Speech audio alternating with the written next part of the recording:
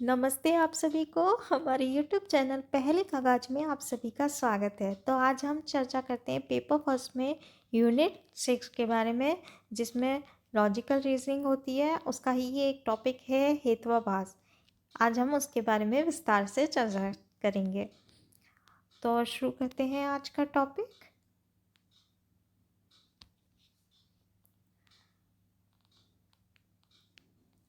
हेत्वाभास। हेत्वाभास क्या है? हेत्वाभास बराबर हेतु प्लस आभास। हेतु का आभास होना, वास्तविक हेतु की जगह अवास्तविक हेतु का दिखाई देना, हेतु से संबंधित कमियां, अनुमान की प्रक्रिया हेतु पर ही आधारित होती है। अनुमान में 3 बातें आवश्यक होती हैं। कौन सी?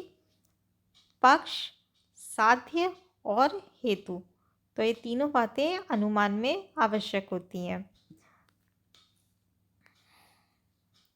जैसे पर्वत पर आग है क्योंकि वहां धुआं है। हेतु प्रदूषित हो जाता है या आभासी हो जाता है तो उससे अनुमान भी दूषित हो जाता है। जैसे कि बर्फ की उठने वाली धुआं को देखकर आग के होने का भी अनुमान लगाना। आगे चलते हैं। वास्तविक हेतु के कुछ लक्षण। वास्तविक हेतु के कुछ इंपॉर्टेंट लक्षण होते हैं, जिसमें पक्षवृत्ति, सपक्षवृत्ति, विपक्षवृत्ति, असत प्रतिपक्ष, अबाधित प्रतिपक्ष, ये हेतु के लक्षण होते हैं। तो अब बात करते हैं हेत्वाभास के प्रकार के बारे में। हेत्वाभास के 5 प्रकार होते हैं। पहला हेत्वाभास का प्रकार है स्वविचार, दूसरा विरुद्ध, तीसरा सत्र प्रतिपक्ष, चौथा असिद्ध और 5वां है बाधित। ये 5 ही हेत्वाभास के प्रकार हैं।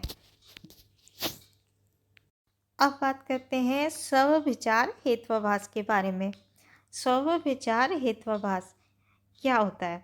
नियम के विरुद्ध हेतु का होना, इसे अनियत हेतु का हेत्वाभास कहा जाता है।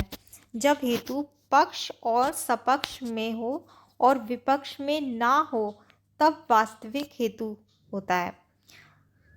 जब इस नियमों का उल्लंघन होता है तब इस प्रकार का हेत्वाभास होता है। जब इन नियम का उल्लंघन होगा तो इस प्रकार का हेत्वाभास होता है। साधारण स्वविचार हेतु का अति व्याप्त होता है और असाधारण स्वविचार हेतु संकीर्ण होता है और अनुपंसारी स्वविचार में पक्ष सर्वज्ञासी होता है। जैसे इसके उदाहरण हैं, स्वविचार हेत्वाभास के उदाहरण हैं, पर्वत पर आग है क्योंकि वह ज्ञान का विषय है। शब्द नित्य है क्योंकि वह श्राव्य है। सभी वस्तुएं नश्वर है क्योंकि वह उत्पन्न होती हैं। अगला है विरुद्ध हेत्वाभास। विरुद्ध हेत्वाभास इसमें होता है हेतु द्वारा साध्य के खंडन के कारण निष्कर्ष में सृजित हेत्वाभास को विरुद्ध हेत्वाभास कहा जाता है। जब अनुमान की प्रक्रिया में हेतु पक्ष में साध्य को सिद्ध न करके विरोधी सत्ता को सिद्ध कर उसे ही विरुद्ध हेत्वाभास कह दिया जाता है। जैसे कि निःशब्द नित्य है क्योंकि वह उत्पन्न है। जैसे कि ध्वनि स्थायी है क्योंकि वह श्राव्य है। तो ये इसका उदाहरण है। अब चलते हैं अगला हेत्वाभास के प्रकार पर, सत्य प्रतिपक्ष हेत्वाभास। इस पे अनुमान की प्रक्रिया में जब हेतु का विरोधी अन्य हेतु भी हो जाता है, जब अनुमान की प्रक्रिया में जब हेतु का विरोधी अन्य हेतु भी हो जाता है तो उसे सत्य प्रतिपक्ष हेत्वाभास कहते हैं। एक हेतु दूसरे हेतु का विरोधी आभास हो जाता है। इसमें एक हेतु जो है दूसरे हेतु का विरोधाभासी होने लगता है। जैसे कि शब्द नित्य है क्योंकि दृश्य है, शब्द अनित्य है क्योंकि वह उत्पन्न होता है। अगला असिद्ध हेत्वाभास। असिद्ध हेत्वाभास अनुमान की वह प्रक्रिया जिसमें हेतु समय असिद्ध हो जाता है। ये अनुमान की वह प्रक्रिया है जिसमें हेतु समय ही असिद्ध हो जाता है, तो उसे असिद्ध हेत्वाभास कहा जाता है।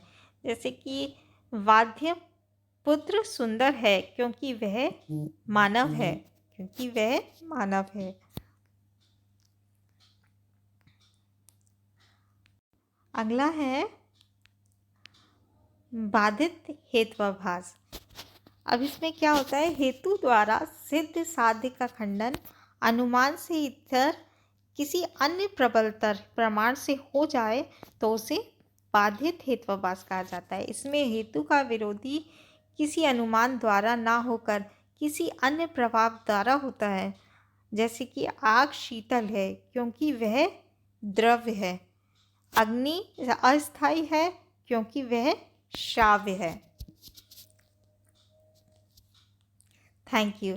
आज के लिए बस इतना ही। फिर आपसे मिलेंगे अगले वीडियो में कुछ इम्पोर्टेंट टॉपिक के साथ। तब तक के लिए बाय बाय।